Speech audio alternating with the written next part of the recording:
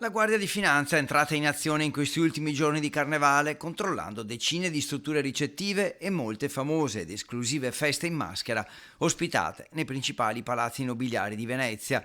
Il bilancio è di ben 8 attività totalmente abusive e altre 4 che hanno dichiarato un numero di stanze e posti letto inferiore a quelli effettivamente riscontrati al momento dell'ispezione. Ulteriori 30 strutture ricettive sono state sanzionate per varie violazioni amministrative. Le Fiamme Gialle con la polizia locale hanno poi dedicato un'attenzione specifica alle famose ed esclusive feste in maschera, molte delle quali nei principali palazzi, per verifiche sul lavoro, sulla sicurezza dei locali e sul diritto d'autore.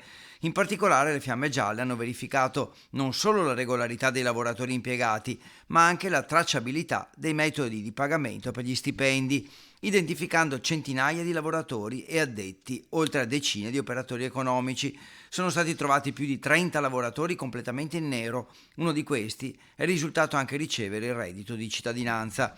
Ulteriori approfondimenti sono in corso per un altro centinaio di persone.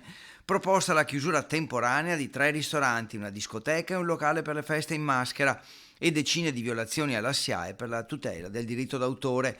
E poi, nei giorni scorsi, il sequestro di oltre 90.000 maschere di carnevale e di oltre 3.000 souvenir e articoli in vetro irregolari.